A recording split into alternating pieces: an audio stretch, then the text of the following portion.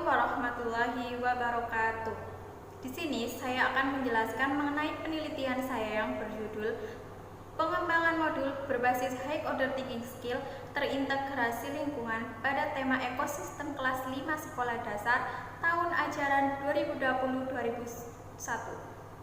Sebelumnya, perkenalkan, nama saya Dewi Yulistioningrum, NIM 1721839, semester 6B, Program Studi Pendidikan Guru Sekolah Dasar, mata kuliah Metodologi Penelitian Pendidikan yang diampu oleh dosen saya yang bernama Dr. Mujiem Sapti, MSI.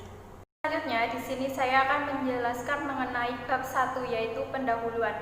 Di dalam pendahuluan terdapat latar belakang, identifikasi masalah, pembatasan masalah, rumusan masalah, tujuan penelitian, dan juga manfaat penelitian. Untuk latar belakang, berbagai usaha dikembangkan untuk memperbaiki kualitas pembelajaran. Salah satu cara yang dapat dilakukan adalah mengembangkan bahan ajar, yaitu bahan ajar modul. Pengembangan bahan ajar modul akan mengefektifkan dan mengefisienkan proses pembelajaran. Modul merupakan sumber belajar yang dimiliki sepenuhnya dan bisa dipelajari kapanpun. Modul sangat sering digunakan baik pendidik maupun peserta didik. Namun, sangat jarang ditemukan modul yang memanfaatkan lingkungan sekitar untuk meningkatkan kemampuan berpikir tingkat tinggi peserta didik. Idealnya seperti apa? Untuk idealnya modul yang dibuat adalah memadukan High Order Thinking Skill dan lingkungan sekitar. Perpaduan tersebut berguna untuk meningkatkan kemampuan berpikir tingkat tinggi peserta didik. Pengembangan modul tersebut dapat digunakan sebagai bahan ajar pendamping guru dan bisa digunakan oleh peserta didik kapan saja.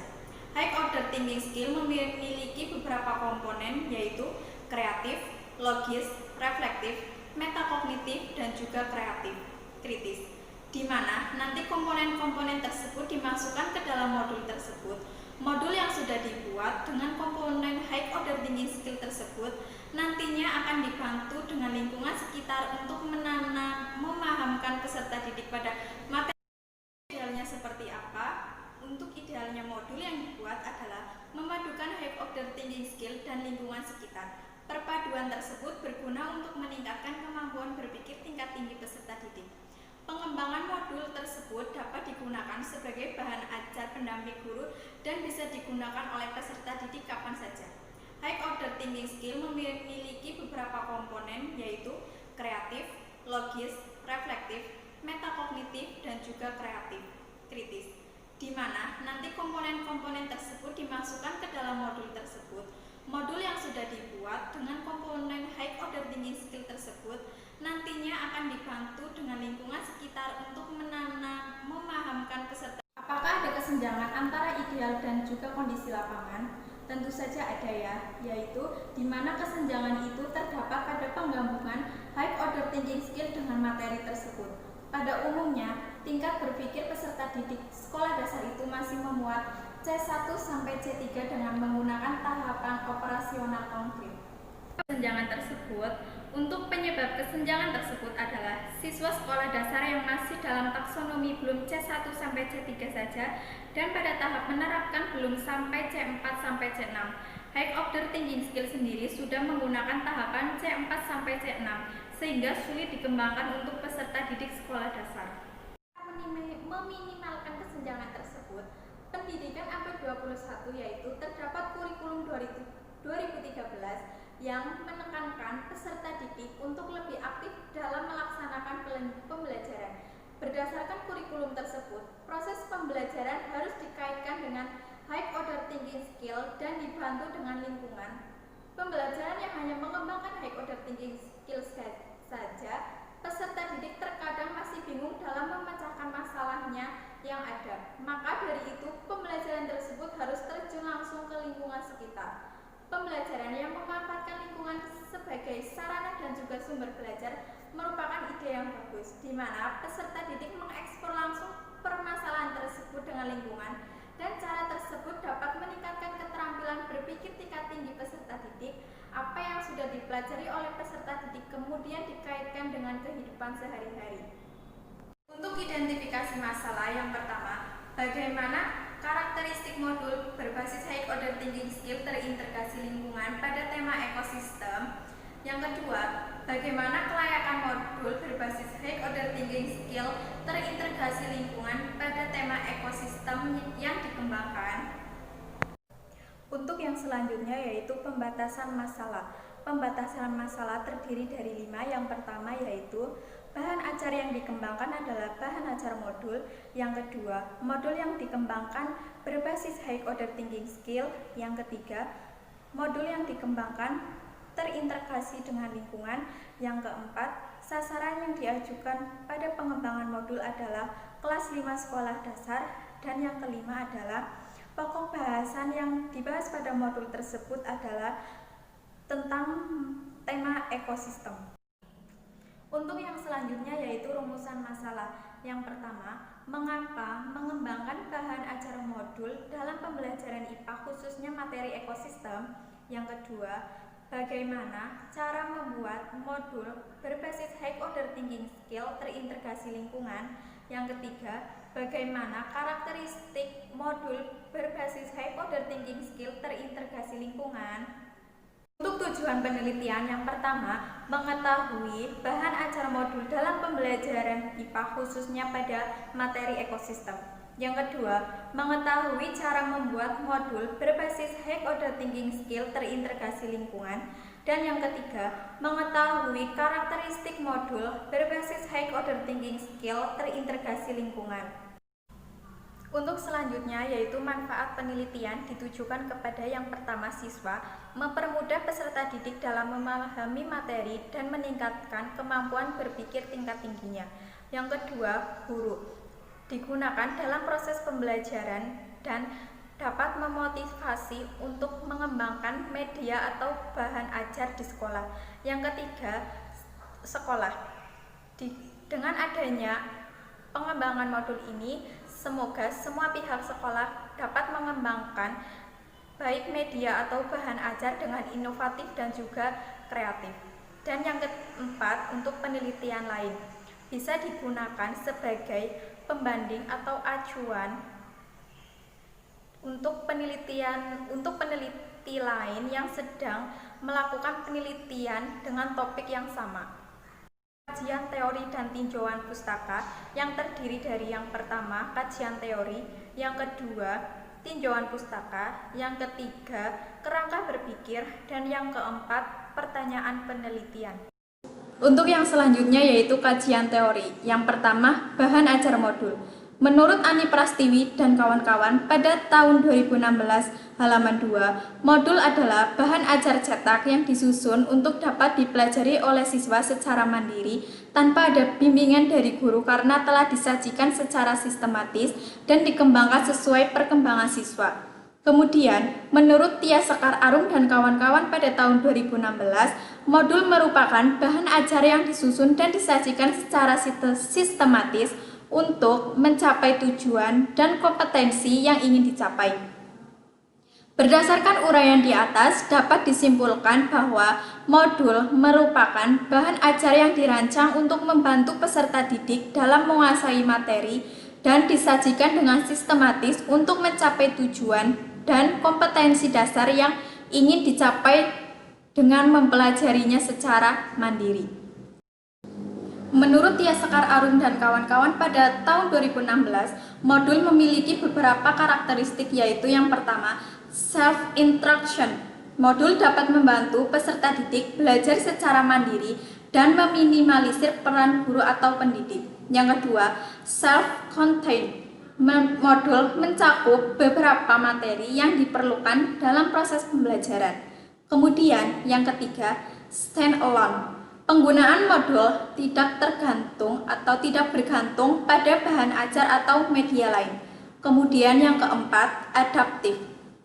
Modul diharapkan mampu beradaptasi dengan perkembangan ilmu dan teknologi. Yang kelima, user-friendly. Bahasa yang digunakan dalam pembuatan modul adalah bahasa yang harus sesuai dengan pemahaman peserta didik. Untuk yang selanjutnya yaitu high order thinking skill. Menurut Retno Dewi Irmawati dan kawan-kawan, pada tahun 2018 halaman 46, high order thinking skill merupakan berpikir yang dapat dikaitkan dengan proses untuk membuat keputusan dan menyelesaikan masalah yang terdiri dari 4 tingkatan, yaitu menghafal, dasar, kritis, dan juga kreatif. Kemudian, menurut Fahru Rosi, pada tahun 2019, halaman 304, high order thinking skill merupakan suatu kemampuan berpikir paling tinggi dibandingkan dengan sekedar menghafal atau menceritakan ulang. Berdasarkan uraian di atas, dapat disimpulkan bahwa high order thinking skill merupakan kemampuan berpikir tingkat tinggi siswa yang meliputi C4, C5, dan C6 yang digunakan untuk menyelesaikan masalah. Untuk yang selanjutnya, menurut Yogi Ariana dan kawan-kawan pada tahun 2018 halaman 6-17 tentang aspek keterampilan berpikir tingkat tinggi, yaitu yang pertama, keterampilan berpikir tingkat tinggi sebagai transfer of knowledge. Ada 3, yang pertama ranah kognitif. Proses ini berkenaan dengan kemampuan dalam berpikir, kompetensi dalam mengembangkan pengetahuan, pengenalan, pemahaman, konseptualisasi, penentuan, dan penalaran. Ranah kognitif terdiri dari pengetahuan faktual, pengetahuan konseptual, pengetahuan prosedural, dan pengetahuan metakognitif. Untuk yang kedua, ranah afektif. Ranah afektif berhubungan dengan sikap, nilai, perasaan, emosi, serta derajat penerimaan atau penolakan suatu objek dalam kegiatan pembelajaran dan membagi ranah afektif menjadi 5 kategori, yaitu penerimaan, menanggapi, penilaian, mengelola, dan karakterisasi. Untuk yang ketiga, yaitu ranah psikomotor. Keterampilan proses psikomotor merupakan keterampilan dalam melakukan pekerjaan dengan melibatkan anggota tubuh yang berkaitan dengan gerak fisik atau motorik yang terdiri dari gerakan refleks, keterampilan pada gerak dasar, perseptual, ketepatan, keterampilan kompleks, ekspresif, dan interpretatif. Berpikir tingkat tinggi sebagai critical and creative thinking. Berpikir kritis merupakan proses di mana segala pengetahuan dan keterampilan dikerahkan dalam memecahkan permasalahan yang muncul, mengambil keputusan, menganalisis semua asumsi yang muncul, dan melakukan investigasi atau penelitian berdasarkan data dan informasi yang telah didapat, sehingga menghasilkan informasi atau kesimpulan yang diinginkan. Berpikir kreatif merupakan kemampuan yang sebagian besar dari kita yang terlahir bukan pemikir kreatif alami. Berpikir kreatif dapat berupa pemikiran imajinatif, menghasilkan banyak kemungkinan solusi berbeda dan sifat lateral. Keterampilan berpikir kritis dan kreatif berperan penting dalam mempersiapkan peserta didik agar menjadi pemecah masalah yang baik dan mampu membuat keputusan maupun kesimpulan yang matang dan mampu dipertanggungjawabkan secara akademis. Untuk yang ketiga, yaitu keterampilan berpikir tingkat tinggi sebagai problem solving. Keterampilan berpikir tingkat tinggi sebagai problem solving diperlukan dalam proses pembelajaran karena pembelajaran yang dirancang dengan pendekatan pembelajaran berorientasi pada keterampilan tingkat tinggi tidak dapat dipisahkan dari kombinasi keterampilan berpikir dan keterampilan kreatif untuk pemecahan masalah. Kemudian integrasi lingkungan. Menurut Marzuki dan Anyou pada tahun 2017, pada halaman 55, lingkungan adalah kesatuan ruang dengan semua benda dan keadaan makhluk hidup, termasuk di dalamnya manusia dan perilakunya, serta makhluk hidup lainnya. Lingkungan yang ada di sekitar sekolah merupakan salah satu media pembelajaran yang dapat dioptimalkan untuk mencapai pendidikan yang berkualitas. Kemudian, menurut Erlina dan kawan-kawan pada tahun 2017 halaman 10, lingkungan adalah media pembelajaran yang digunakan untuk meningkatkan kreativitas dan keterampilan peserta didik dalam belajar. Berdasarkan uraian di atas, dapat disimpulkan bahwa lingkungan adalah sumber atau media pembelajaran dengan memanfaatkan lingkungan sekolah untuk meningkatkan kreativitas dan pengetahuan peserta didik dalam belajar. Pembelajaran yang memanfaatkan lingkungan sebagai sumber atau media akan mendorong peserta didik untuk berpikir kritis dan lebih aktif dalam pembelajaran.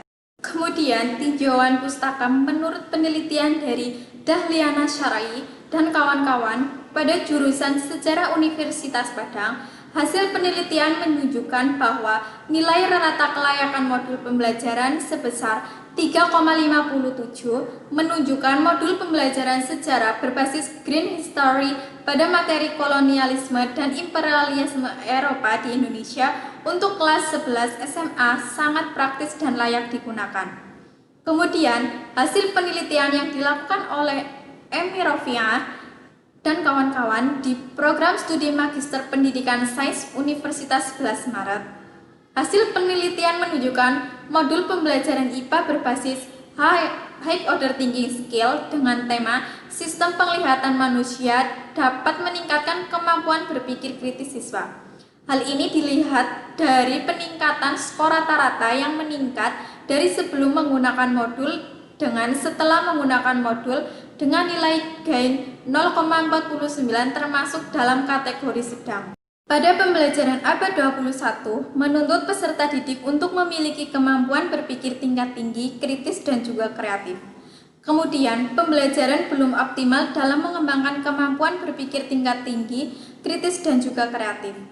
Dengan adanya permasalahan tersebut, kemudian melakukan upaya perbaikan dalam pembelajaran, yaitu dengan pembelajaran perlu dilengkapi dengan sumber belajar yang sesuai dengan kebutuhan peserta didik, dan upaya tersebut menciptakan sumber belajar yang sesuai dengan kebutuhan, yaitu dalam bentuk modul berbasis High Order Thinking Skill terintegrasi lingkungan untuk meningkatkan kemampuan berpikir tingkat tinggi, kritis, dan juga kreatif.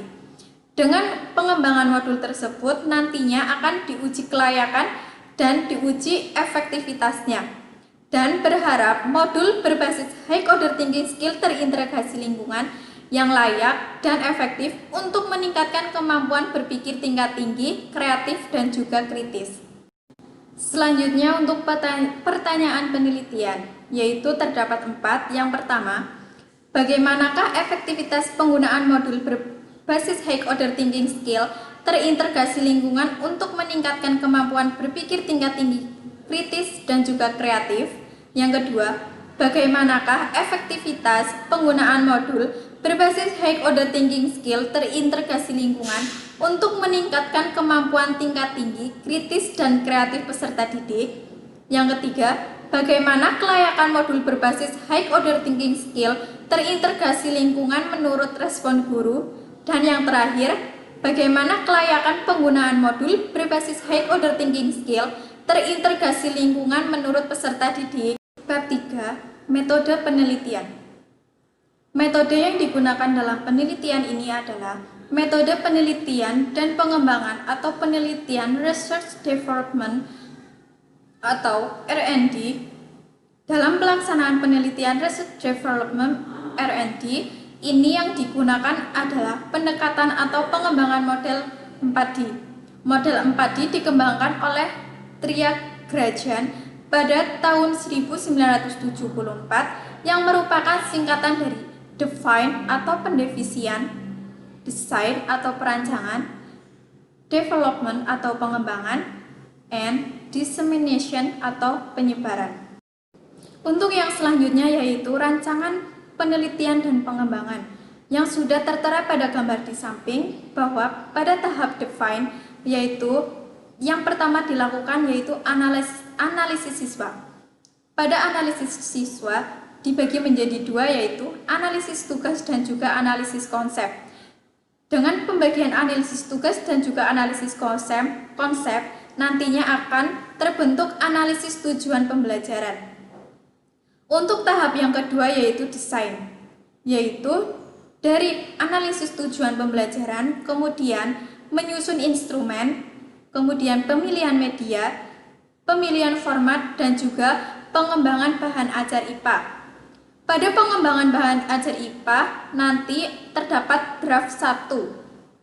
Kemudian pada tahap yang ketiga yaitu development, yaitu peninjauan dosen pembimbing 1 dan 2. Kemudian terdapat revisi dan validasi dosen ahli dan guru IPA.